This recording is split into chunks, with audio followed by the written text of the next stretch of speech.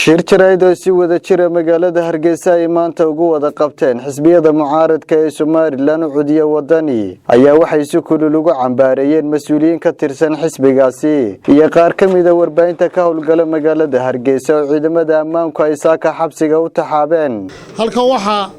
aanu runtii aad iyo aad u cambaareynaa xukuumadana aanu ka codsanaynaa inay si degdeg ah u soo dayso xubnaha isbeeda qaranka ay halka ka soo sheegi doono iyo xubnaha saxaafadda sida xaq darrada loo xidhay una xidhan waxa ugu horeeya xisbiga wadani Cabdirashiid Maxamed Aadan oo ah xogeeye ku-xigeenkii xogeyaha warfaafinta Maryam Maxamuud Dirir oo ah xogeyaha garabka haweenka Najax Jaxaas iyo Aamina Ismaaciil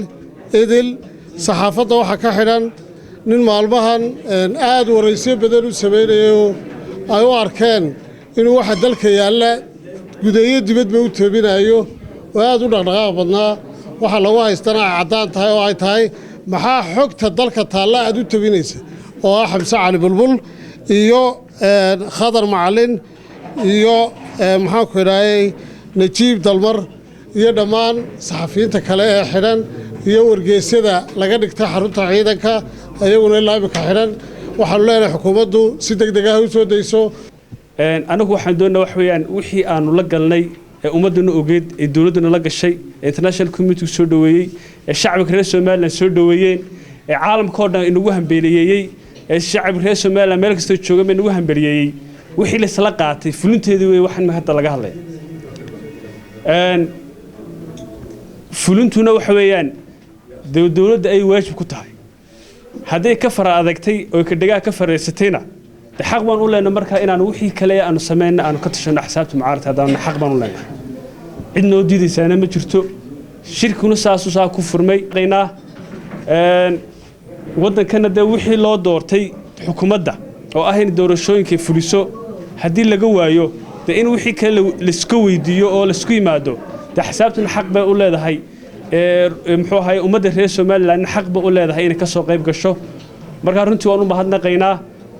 dadka xidhanna waxaan faraynaa inay la sii daayo waxaan ka xunnahay iyadoo maanta loo soo celiyay xisaabtii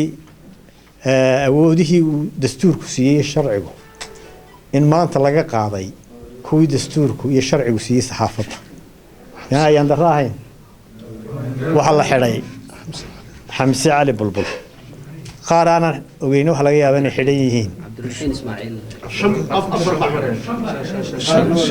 qaar ba qalabkii laga qaaday oo ka maqan yahay madaxda xisbiga wadani salaadii baa la xidhay xogeeye ku-xigeenkii warfaafinta waxa la xidhay oo kale hooyadii xogeeye garabka haweenka iyo ku-xigeenkiisa xafiisyadii berbere ee xisbiga wadani iyo kuwii cidba waa la xidhay